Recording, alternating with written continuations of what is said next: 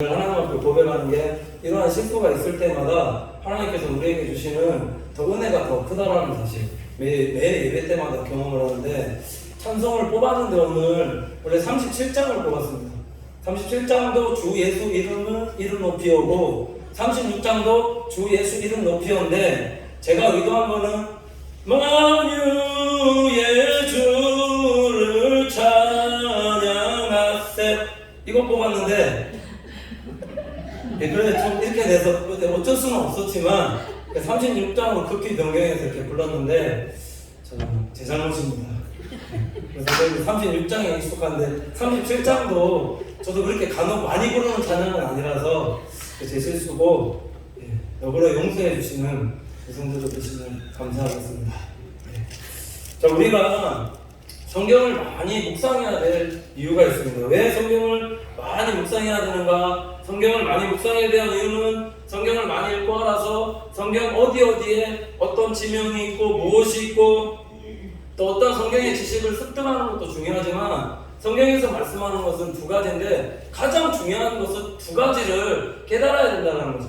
그게 뭐냐면 성경이 말씀하는 것은 성경을 묵상함으로써 우리가 어떻게 해서 구원을 받는가에 대한 그 진리를 말씀을 통해서 깨달을 수 있는 성도들이 되셔야 된다는 거예요.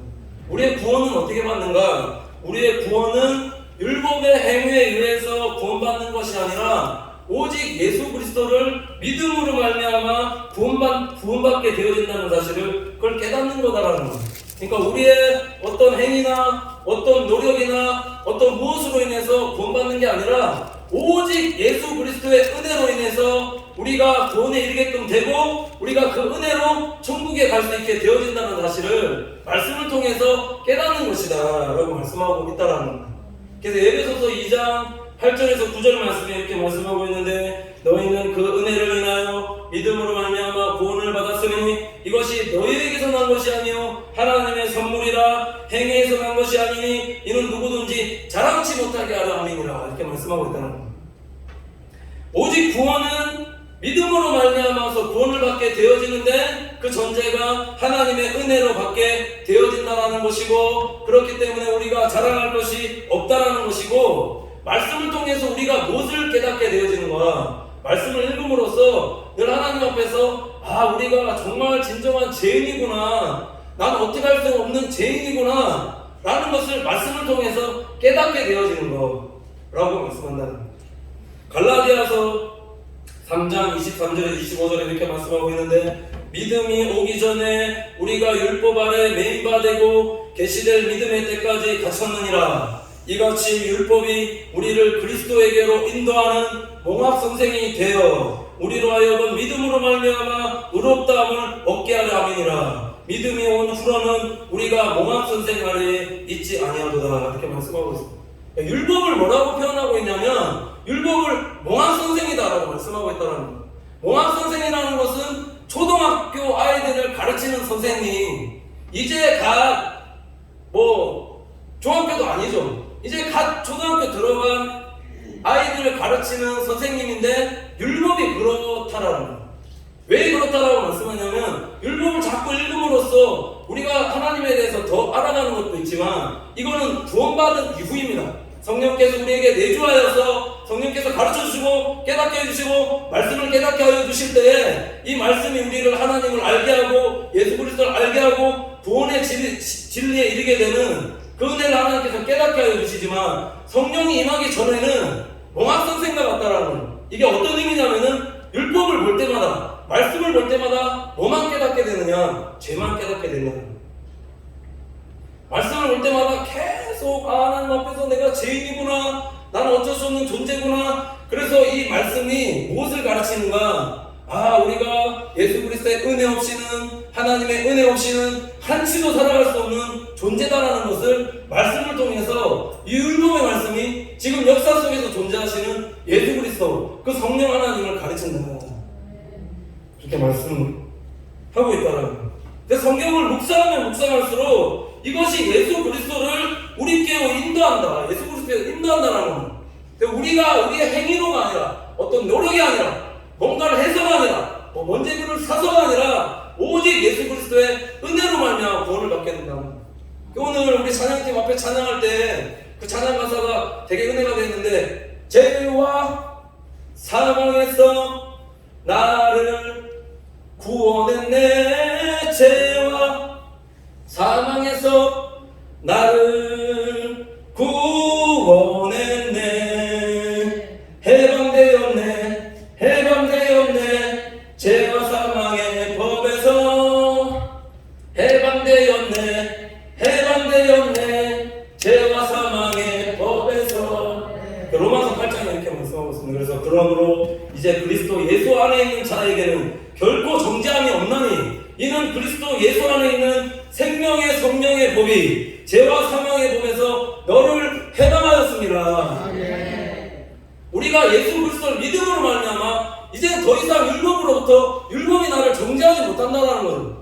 어떤 잘못이나 실수를 범하게 됐을 때, 왜 그랬을까 하면서 계속 사단이 우리를 참소하지만, 계속 너는 용서받지 못한 저주받은 자라고 계속 사단이 우리 참소하지만 아니라는 겁니다. 예수 그리스도 안에 있을 때는 율법에서 해방이 되고 이제 죄와 생명의 성령의 법이 우리를 다스리기 때문에, 그렇기 때문에 우리는 이제 더 이상 결코 율법이 우리를 어떻게 정죄하지 못한다는 거죠. 그럼 우리 신앙생활이 어떻게 되셔야 되느냐? 늘 하나님 주시는 기쁨과 은혜와 즐거움과 축복과 행복 속에 살아가는 우리 신앙생활이 되어질 때 이 구원받은 자로서의 열매를 맺으면서 살아갈 수 있는 성도가 되어질 수 있다는 겁니다.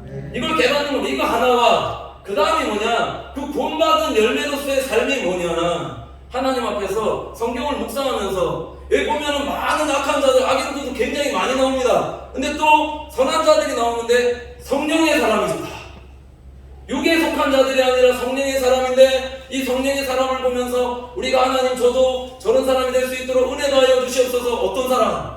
첫째가 감사의 사람입니다. 어떠한 상황과 환경과 여건 속에서도 우상 숭배를 하는 그런 속에서도, 또 노예 생활을 하는 그곳에서도 하나님의 은혜 때문에 감사해서 늘 감사하는 사람, 이렇게 말씀을 보면서 하나님 우리도 감사하는 사람으로 살게 하여 주시옵소서, 그렇게 늘 고백할 수 있는 우리 성도들이 되어야 되고, 그리고 오늘 말씀의 요지가 뭐냐면 화해의 사람이 되어야 돼요. 예수 그리스도를 진정으로 닮은 사람은 어떤 사람이냐? 용서할 수 있는 사람. 화해의 사람이라는 것은 성경을 많이 읽고 하나님에 대해서 알면 할수록 우리가 어떤 사람이 되어야 되느냐? 화해의 사람이 되어야 될 것에서 말씀하고 있다는 겁니다. 어느 곳에서나, 이게 가정에서도 교회에서도 직장에서도 사회 가운데서도 늘 화해의 사람, 이걸 다르게 말씀드리면 중보의 사람, 이걸 더 다르게 말씀드리면 피스메이커, 늘 평화를 만들어내는 사람, 화목을 만들어내는 사람으로 살아라고 이렇게 말씀하고 있다는 거죠. 마태복음 5장 9절에 이렇게 말씀하고 있습니다. 화평케 하는 자는 복이 있나니 저희가 하나님의 아들이라 일컬음을 받을 것이요, 이렇게 말씀하고 있습니다. 말씀 듣고 하나님 앞에서 화평케 하는 자들로 살아갈 수 있는 우리 믿음의 성도들 되시기를 간절히 축원을 드립니다. 예수를 믿는다라는 것은 정말 어느 곳에서든지 화평케 하는 자, 화목케 하는 자가 되셔야 된다는 거죠. 자, 오늘 성경은 어떤 사람이 진정으로 하나님께서 기뻐하시는 화해의 사람인지를 그래서 세 가지로 말씀을 하고 있는데, 오늘 말씀이 그 말씀입니다. 다윗이 어떤 사람이었는가? 진정한 화해의 사람이었다라고 말씀하고 있다는 거죠. 오늘 말씀해 보면은 내용 배경이 이렇습니다. 유다 장로들이 어떤 사람이냐? 유다 장로에 대해서 나오는데, 유다의 장로들이 어떤 사람이냐면, 유다 장로들이 다윗이 처음 왕이 되었을 때 맨 처음으로 다윗을 왕으로 세운 사람이었다라는 겁니다. 그런데 압살롬이 반역을 했을 때 맨 처음 반역하고 압살롬을 왕으로 세운 사람들이 또한 유다 장로들이었다는 거죠. 오늘날로 말하면 다윗 옆에 차임측근이었던 사람이 배신해서 다윗의 뒤통수를 때린 그런 사람이었다라는 겁니다. 가장 신뢰받고 믿었던 사람에게 다윗이 뒤통수를 얻어맞았다라는 거고, 우리 성도님들 가운데 나와 가장 친하다고 생각했던 사람이 친분이 있었던 사람이 내 뒤통수를 치고 배신했다라고 생각한다면 그런 사람과 계속 관계할 수 있느냐라는 겁니다. 없죠. 이것을 인간적으로 생각하면은 절대로 관계를 유지할 수 없는 말도 안 되는 일이었다라는 겁니다.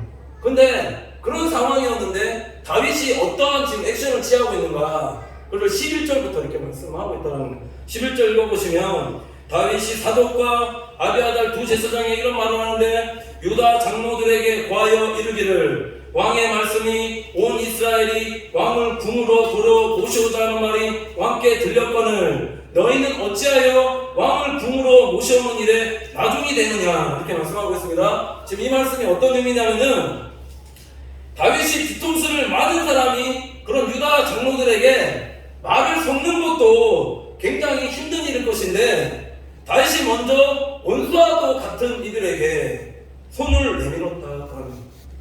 그러니까 이런 손을 내민 행동이 우선 다시 왕으로 귀환하기 때문에 그래서 다시 자리를 찾은 그 왕으로서의 여유를 말하고 있는 것인가? 그게 아니다라는 거죠.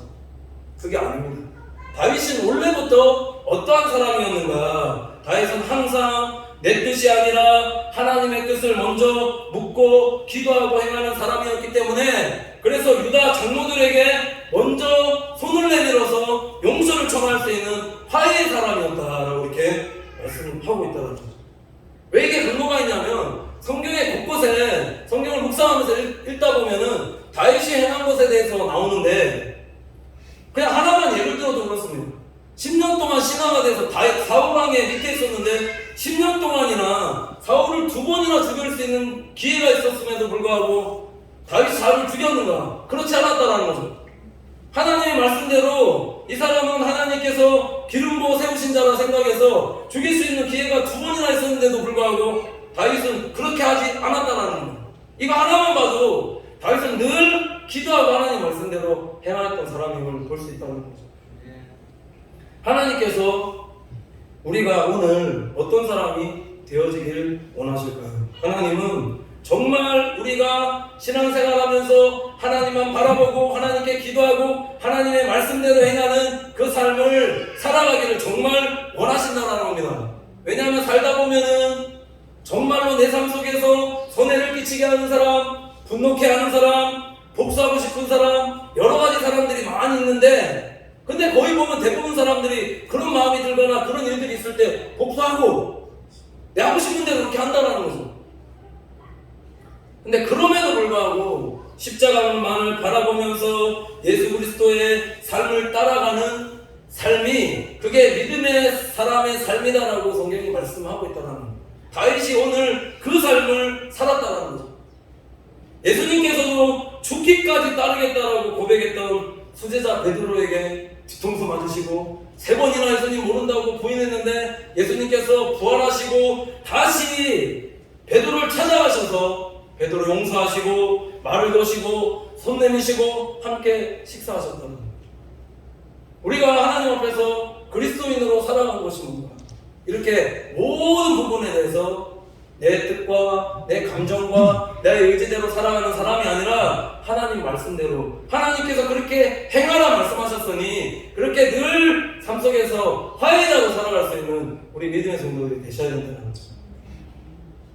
둘째로 보면은 어떤 사람이 되어야 되는가? 그래서 화해의 노력을 진심으로 행하는 사람이 되라 이렇게 말씀하고 있습니다. 13절 보시면은 이렇게 말씀하고 있는데 너희는 또 아마샤에게 이르기를 너는 내 고륙이 아니냐 내가 요압을 대신하여 항상 내 앞에서 군장이 되지 아니하면 하나님이 내게 벌 위에 벌을 내리시기를 바라노라 하셨다 하여 이렇게 말씀하고 있습니다.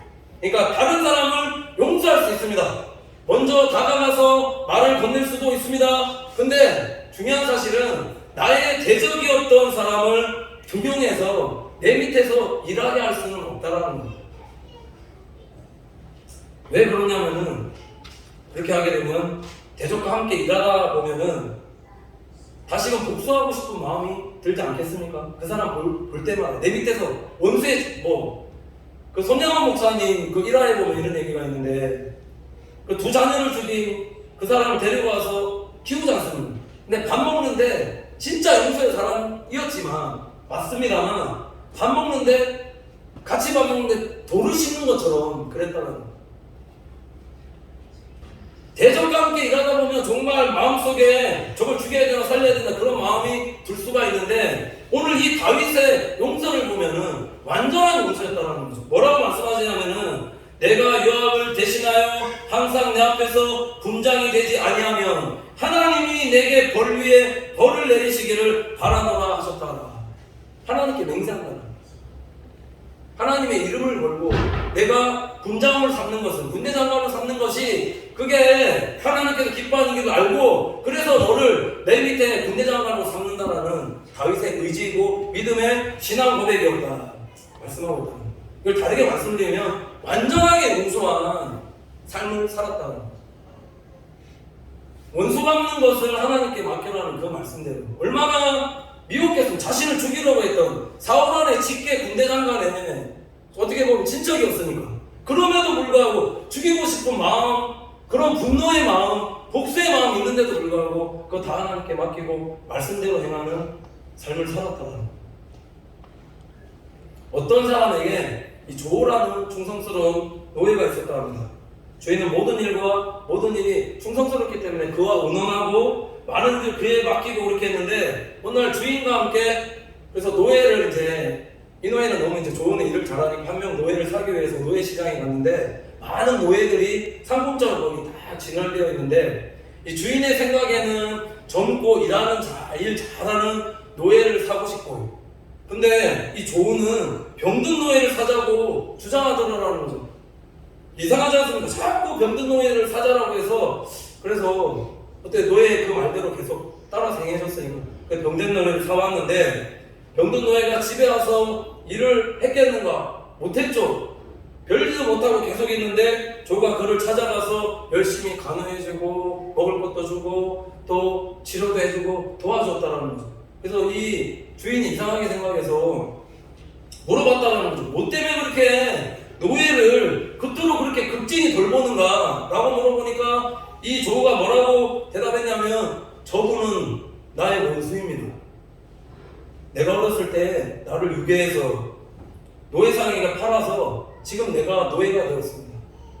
그런데 뜻밖의 저 사람 노예도 저 노예도 병들게 되었습니다. 그래서 내가 그 얼굴을 보았을 때 그냥 못 본 채 하고 지나가려고 했었는데, 하나님께서 내게 말씀하시기를 원수를 사랑하라고 말씀하시는 음성이 들렸습니다. 그래서 저는 이제 저분이 세상 끝날 때까지 사랑하고 도와줄 것입니다. 이렇게 고백했다는 거죠. 다윗의 성품 안에 이런 하나님의 성품이 있었다는 거죠. 하나님은 우리가 죄를 짓고 회개하면은 우리 죄를 용서하실 뿐만 아니라 기억지도 아니하신다. 하나님은 하나님과 원수 되었던 우리를 하나님의 자녀 삼아줬다, 이렇게 말씀하고 있다는 거예요. 이사야서 1장 18절에 이렇게 말씀하고 있는데, 여호와께서 말씀하시되 오라 우리가 서로 변론하자. 너희 죄가 주홍 같을지라도 눈과 같이 휘어질 것이요 진홍같이 붉을지라도 양털같이 되리라. 그러니까 하나님의 용서는 기억지도 않은 용서다라는 겁니다. 우리가 잘못했을 때 하나님은 그 죄를 용서하시고 죄를 전혀 기억지 않으시는 도말하시는 하나님이다 라고 말씀하고 있다는 겁니다. 하나님이 이런 분이라면 우리는 어떤 사람이 되어져야 되겠느냐. 우리도 마찬가지입니다. 예수님께 제자들이 찾아와서 이런 질문을 하였습니다. 예수님, 몇 번을 용서해야 되겠습니까? 예수님께 이렇게 물어보니까 예수님께서 마태복음 18장 22절에 이렇게 말씀하고 있는데, 예수께서 가라사대 내가 이르노니 7번뿐 아니라 70번씩 7번이라도 할지니라, 이렇게 말씀하셨습니다.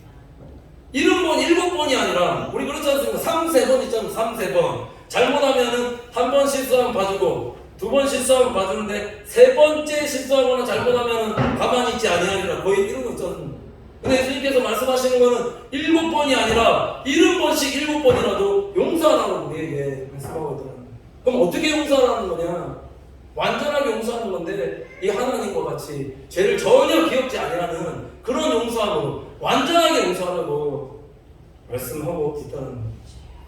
성경에 보면은 1만 달란트 빚진 사람을 주인이 다 탕감해 주었는데 전혀 갚을 수 없는 돈이면 1만 달란트면은 우리가 평생이 아니라 우리 한 몇 대가 평생을 벌어도 갚을 수 없는 돈인데 그 주인이 탕감해 주었는데 100데나리온 나에게 100데나리온 빚진 자에게 찾아가서 빚 갚으라고 빚을 탕감해 주기는커녕 그 사람을 데리고 가서 옥에 가두고 욕하고 뭐라고 하고 그렇게 했더라는 거예요.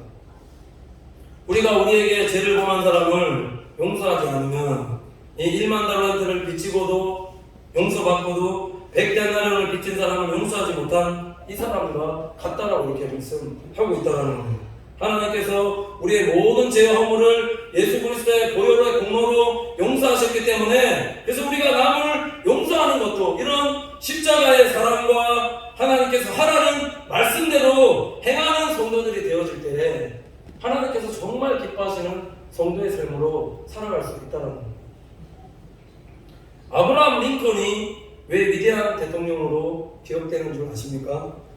링컨의 리더십을 보면은 이런 화해와 포용의 리더십을 가지고 있었다라고 말씀한 것입니다. 같은 공화당 내에서 대통령 선거가 있었는데 같이 이제 적이죠. 어떻게 보면 다른 편에서 출마했던 사람인데 그 사람의 이름이 윌리엄 쉬어드라는 사람이었습니다.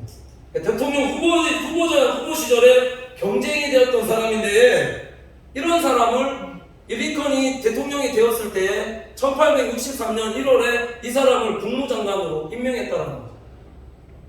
우리 그렇지 않습니까? 대적을 국무장관으로 데려와서 하는 사람이 있습니까?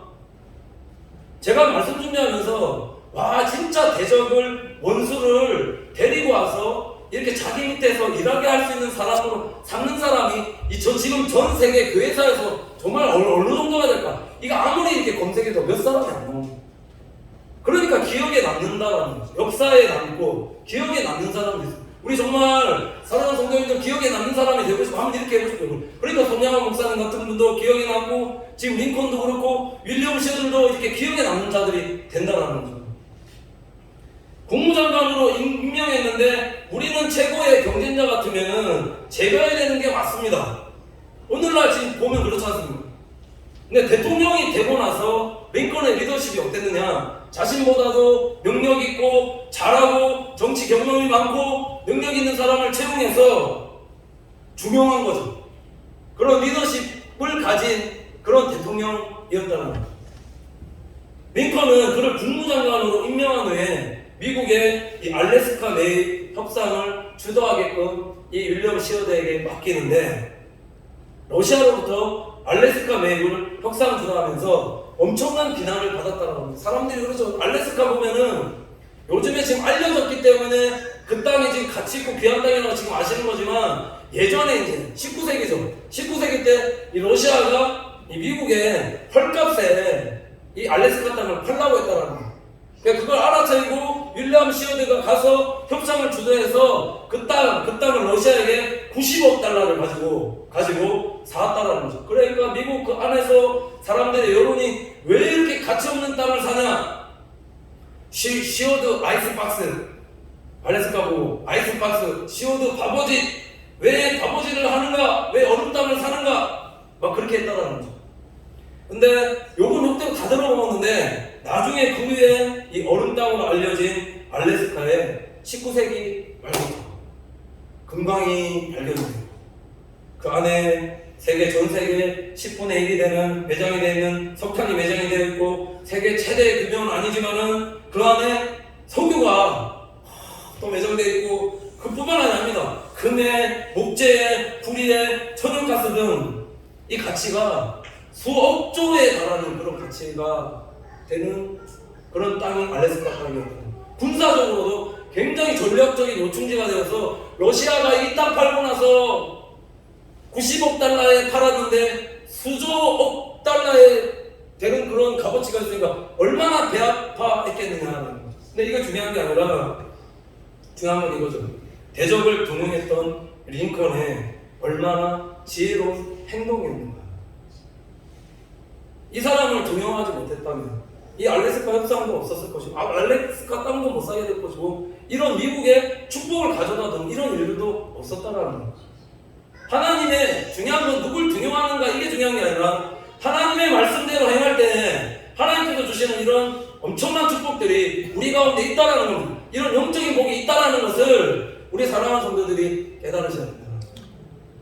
오늘 본문 묵상하면서 아브라함이 오늘 이 말씀 보고 군대 장관이었던 이 아마샤를, 대적이었던 이 아마샤를 군대 장관으로 삼는 이 성경 말씀을 보면서 윌리엄 시에드라는 사람을 국무장관으로 채용하지 않았는가. 말씀을 들으면서 제가 그런 생각을 해봤는데, 자, 이렇게 하나님의 말씀대로 행했을 때 다윗이 얻은 것이 무엇이었는가.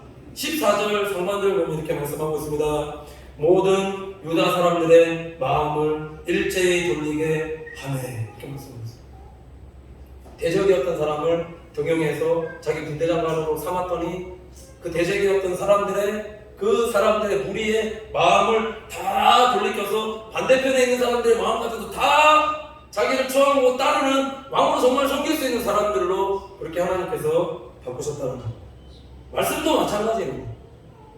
여호와의 징계와 꾸지람과 바늘처럼 찌르는 말들을 잘 듣는 자들이 그게 복 있는 자들이라고 성경이 말씀하고 있다는 거죠. 왜냐하면 우리의 삶을 보면은 축복의 말, 은혜의 말, 좋은 말만 들으라고 하는데, 혹시나 내가 잘못된 길로 가야 할 때 바르게 행하지 못했을 때 이런 찌르는 말, 뭔가 나를 옳게 바로잡아 주는 그 말을 듣는 사람이 그게 복 있는 사람이라고 말씀하고 있다는. 왜 그러느냐? 잠언 3장 21절에 이렇게 말씀하고 있습니다.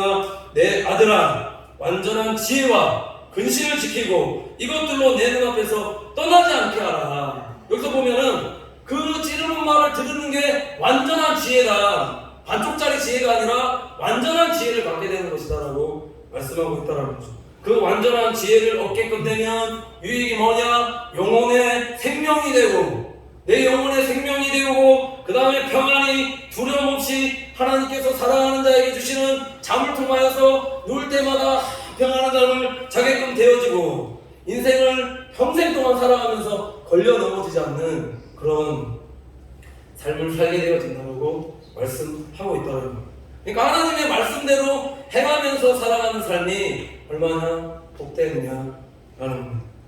다윗의 마음이 가식적인 용서가 아니라 진심으로 한 용서의 행위가 모든 유다 사람의 마음을 얻게 되었다는 겁니다.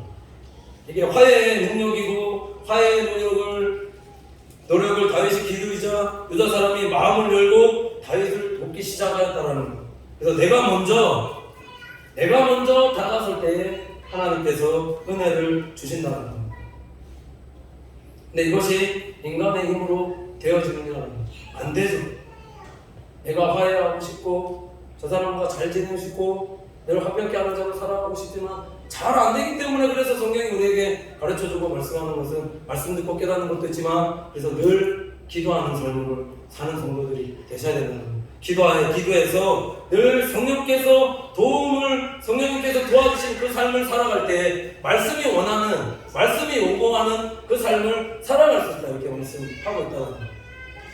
창세기 33장에 보면은 야곱과 에서의 상봉 사건이 나오거든요. 야곱이 형을 죽이고 장자권 취하고 라반의 집에서 거의 20년 동안의 세월을 보내고 돌아오다가 형 때문에 죽을까봐 두려워서 야복강에서 기도합니다. 밤을 새워서 막 기도하는데, 밤을 새워서 그렇게 철야 기도할 때 하나님께서 어떤 일을 행하셨는가? 창세기 33장 4절 말씀을 이렇게 말씀하고 있는데, 에서가 달려와서 그를 맞이하여 안고 목을 어금맞히고 그와 입맞추고 피차 보니라, 이렇게 말씀하고 있습니다. 이 말씀의 의미는 아쉬운 사람이 야곱이고 먼저 달려와서 용서를 구해야 될 사람이 야곱인데, 야곱이 야곱방에서 철야 기도하면서 하나님 앞에 기도했더니 하나님께서 어떻게 역사하셨는가? 야곱이 달려간 게 아니라 에서가 달려오게끔 그렇게 해서 모든 관계를 하나님께서 회복하게끔 그렇게 만들어주셨다는 거죠. 이것이 기도의 능력이고 하나님의 방법입니다. 기도하면은 내 능력으로 할 수 없는 일들을 나는 가만히 있는데 하나님께서 하나님의 힘으로, 선하신 능력으로 해결할 수 있게끔 그렇게 만들어 주신다는 겁니다. 우리가 기도하고 늘 하나님의 방법대로 행할 때 하나님은 모든 관계를 회복시켜 주시고, 진심으로 남을 용서하고 하나님께서 기뻐하는 삶을 살아갈 때에 하나님께서 모든 관계 가운데서도 기름 부어 주셔서 화목하고 승리케 하여 주신다고 이렇게 말씀하고 있습니다. 잠언 16장 7절 말씀에 결론처럼 이렇게 말씀하고 있는데, 사람의 행위가 여호와를 기쁘시게 하면 그 사람의 원수라도 그와 더불어 화목하게 하시느니라. 그래서 날마다 형제를 진정한 마음으로 용서하는 것은 내가 예수 그리스도의 사랑과 십자가의 사랑을 실천하면서 살아가는 것이라는 것을 기억하면서 늘 모든 일에 화해의 사람이 되어 완전한 지혜와 완전한 사랑을 실천하면서 살아가는 우리 믿음의 성도들이 다 되시기를 간절히 축원을 드립니다. 함께 기도하겠습니다. 하나님 감사합니다. 사랑하는 성도들, 구원은 율법의 행위가 아니라 오직 믿음으로 말미암아 구원받는다는 사실을 깨닫고 우리의 노력과 자랑보다 하나님을 더 의지하고 하나님만 더 자랑하는 우리 믿음의 성도들 되어질 수 있게 인도하여 주시옵소서. 하나님의 말씀을 깨닫고 그 말씀대로 실천하며 행하는 자들 되어서 늘 감사하는 자로, 화평케 하는 자로 하나님 앞에 영광 돌리며 살아가는 우리 믿음의 성도들 되어지게 인도하여 주시옵소서. 기도하여 성화된 삶을 살게 하시고 내 안에 진정한 용서와 사랑 있게 하여 주셔서 모든 인간관계 안에서 승리하며 하나님 예비하신 은혜의 축복들을 늘 풍성히 누리며 살아가는 우리 귀한 성도들 다 되어지게 인도하여 주시옵소서. 감사드리며 예수님의 이름으로 기도드립니다. 아멘.